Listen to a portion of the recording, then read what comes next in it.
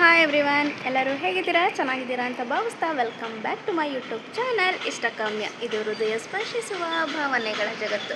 So let's start the video.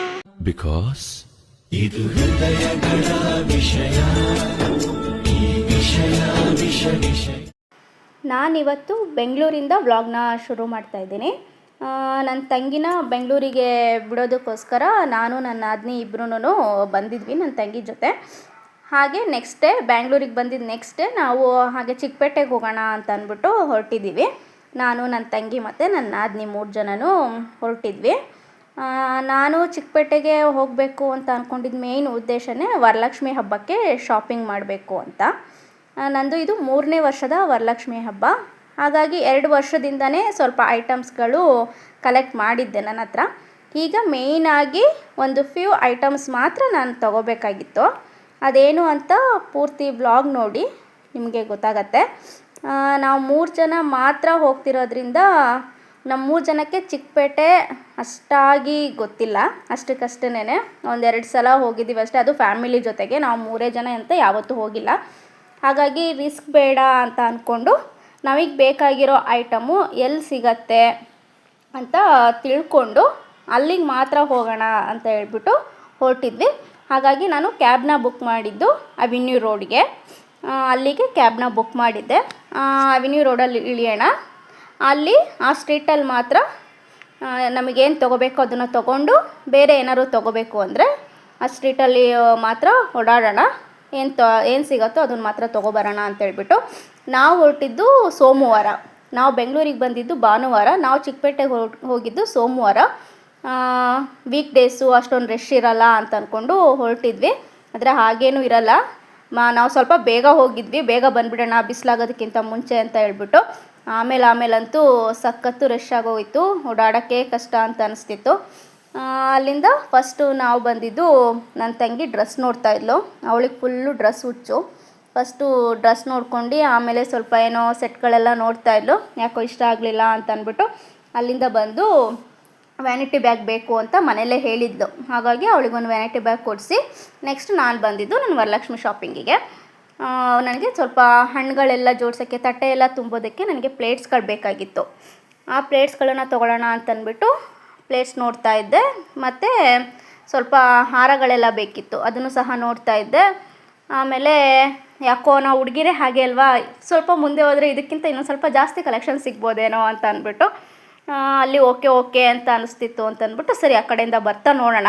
ಈಗಲೇ ತೊಗೊಂಡ್ಬಿಟ್ರೆ ಮತ್ತೆ full street ಉದ್ದಕ್ಕೂ ಇಟ್ಕೊಂಡು ಓಡಾಡಬೇಕಾಗತ್ತೆ, ಕಷ್ಟ ಆಗುತ್ತೆ ಅಂತ ಅಂದ್ಕೊಂಡು ನೆಕ್ಸ್ಟು ನಾನು ಇನ್ನೊಬ್ಳು ತಂಗಿಗೂ ಸಹ ಅವಳಿಗೂ ಬೇಕಾಗಿತ್ತು. ಹಾಗಾಗಿ ನನ್ನ ನಾದಿನಿ ಅವಳಿಗೂ ವೀಡಿಯೋ ಕಾಲೆಲ್ಲ ಮಾಡಿ ತೋರಿಸ್ತಾ ಇದ್ಲು ಬೇಕಾ ಅಂತೇಳ್ಬಿಟ್ಟು. ಸರಿ ಅಂತ ನಾನು ಸ್ವಲ್ಪ ಹಾರಗಳೆಲ್ಲ ಬೇಕು ಅಂತ ಹೇಳಿದ್ನಲ್ಲ ಡೆಕೋರೇಷನಿಗೆ, ಅದನ್ನೆಲ್ಲ ನೋಡ್ತಾ ಇದ್ದೆ. ಅವಳು ಅಷ್ಟೊತ್ತಿಗೆ ವೀಡಿಯೋ ಕಾಲ್ ಮಾಡಿ ತೋರಿಸ್ತಾ ಇದ್ಲು. ಸರಿ ಅಂತ ಅಂದ್ಬಿಟ್ಟು ಯಾಕೋ ಅಷ್ಟು ಲೈಕ್ ಆಗಲಿಲ್ಲ, ಮತ್ತು ಅಮೌಂಟು ಸಹ ಸ್ವಲ್ಪ ಜಾಸ್ತಿ ಅನ್ನಿಸ್ತಿತ್ತು ಅಂದ್ಬಿಟ್ಟು ಸರಿ ಮುಂದೆ ನೋಡೋಣ ಅಂತ ಹೇಳಿ ಅಲ್ಲಿಂದ ನೆಕ್ಸ್ಟು ನಾವು ಬಂದಿದ್ದು ರಾಜಾ ಮಾರ್ಕೆಟಿಗೆ. ನನಗೆ ಬೇಕಾಗಿದ್ದು ಮೇಯ್ನ್ ಥಿಂಗ್ಸು ಇಲ್ಲೇ ರಾಜಾ ಮಾರ್ಕೆಟಲ್ಲೇ ಸಿಗ್ತಾಯಿದ್ದಿತ್ತು. ಹಾಗಾಗಿ ಅಲ್ಲಿಗೆ ಬಂದ್ವಿ. ಹೌದು, ನಾನು ತುಂಬ ದಿನಗಳಿಂದ ಸಲ 2ನೇ ವರ್ಷದ ಲಕ್ಷ್ಮೀ ಪೂಜೆಲೆ ಅನ್ಕೋತಿದ್ದೆ ಈ ಥರ ಮುಖವಾಡ ತೊಗೋಬೇಕು ಅಂತ ಅಂದ್ಬಿಟ್ಟು. ಸರಿ ಈ ಸಲ ಆಗಿದ್ದಾಗಲಿ ಫೈನಲಿ ತೊಗೊಳ್ಳೇಬೇಕು ಅಂತ ಅಂದ್ಬಿಟ್ಟು ಮುಖವಾಡ ತೊಗೊಂಡೆ. ಫಸ್ಟು ಅದು ಯಾವ ಥರ ತೊಗೊಂಡೆ ಏನು ಅಂತ ಅಂದ್ಬಿಟ್ಟು ನಿಮಗೆ ನೆಕ್ಸ್ಟ್ ಬ್ಲಾಗಲ್ಲಿ ವಿತ್ ಪ್ರೈಸು ನಾನು ಹೇಳ್ತೀನಿ. ಆಮೇಲೆ ನನ್ನ ತಂಗಿಗೂ ಬೇಕಾಗಿತ್ತು ಅಂತ ಅಂದ್ಬಿಟ್ಟು ಅವಳು ಸಹ ತೊಗೊಂಡ್ಳು. ಆಮೇಲೆ ಇನ್ನೊಂದು ಇಂಪಾರ್ಟೆಂಟ್ ವಸ್ತು ಬೇಕಾಗಿದ್ದು ಹಸ್ತಪಾದ ದೇವರಿಗೆ, ಅದನ್ನು ತೊಗೊಂಡೆ. ಅದನ್ನು ಸಹ ಪ್ರೈಸು ಡೀಟೇಲ್ಸ್ ಎಲ್ಲ ನಿಮಗೆ ನೆಕ್ಸ್ಟ್ ಬ್ಲಾಗಲ್ಲಿ ಹೇಳ್ತೀನಿ. ಅಲ್ಲಿಂದ ಬಂದು ನನ್ನ ತಂಗಿ ಶಾರ್ಟ್ ಚೈನ್ ನೋಡ್ತಾಯಿದ್ಲು, ಮಾಂಗಲ್ಯ ಚೈನು ಆರ್ಟಿಫಿಷಿಯಲ್ದು. ಹಾಗಾಗಿ ಅದನ್ನೆಲ್ಲ ಹುಡ್ಕಿದ್ವಿ, ಎಲ್ಲೂ ಸಹ ಅವಳಿಗೆ ಲೈಕ್ ಆಗೋ ಥರ ಸಿಗಲಿಲ್ಲ. ಸರಿ ಅಂತ ಅಂದ್ಬಿಟ್ಟು ಚಿಕ್ಕಪೇಟೆಲ್ಲ ಹಾಗೆ ಸಂದಿಗುಂದಿ ಎಲ್ಲ ಓಡಾಡಿಕೊಂಡು ನೆಕ್ಸ್ಟ್ ಬಂದಿದ್ದು ಪ್ಲೇಟಿಗೆ ತೊಗೊಳಕ್ಕೆ. ಅಲ್ಲಿ ತೊಗೊಳ್ಳಿಲ್ಲ ನಾನು, ಹಾಗಾಗಿ ಇಲ್ಲಿ ಬಂದೆ. ಇಲ್ಲೂ ಕಲೆಕ್ಷನ್ಸ್ ಜಾಸ್ತಿ ಇತ್ತು, ಪ್ರೈಸೂ ಅಫೋರ್ಡೆಬಲ್ ಆಗಿತ್ತು. ಹಾಗಾಗಿ ಇಲ್ಲಿ ತೊಗೊಂಡೆ.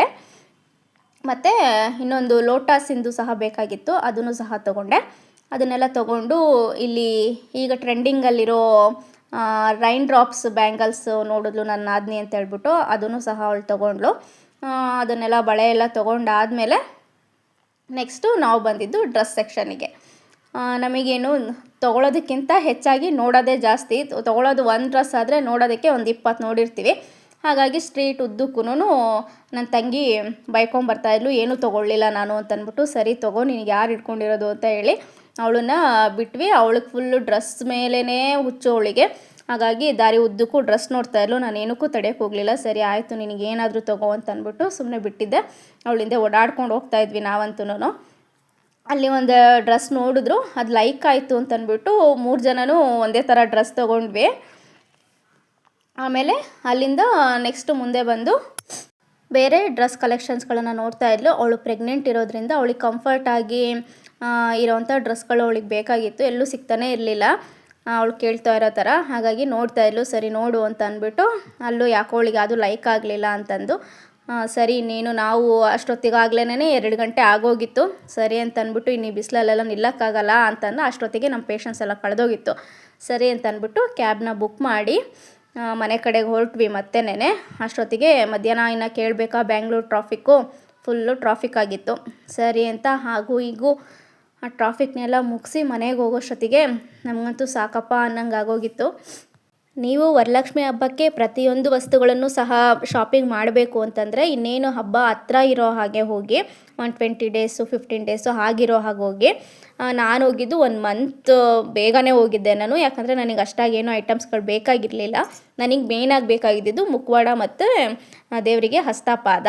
ಹಾಗಾಗಿ ನಾನು ಬೇಗನೆ ಹೋಗಿದ್ದೆ. ನೀವು ಪ್ರತಿಯೊಂದು ಎಲ್ಲ ಶಾಪಿಂಗ್ ಐಟಮ್ಗಳನ್ನು ಸಹ ಹಬ್ಬಕ್ಕೆ ನಾವು ತೊಗೋಬೇಕು ಅಂತ ಅನ್ನೋರು ಹಬ್ಬ ಹತ್ರ ಮಾಡ್ಕೊಂಡು ಹೋಗಿ, ಆವಾಗ ಕಲೆಕ್ಷನ್ಸ್ ತುಂಬ ಬಂದಿರತ್ತೆ.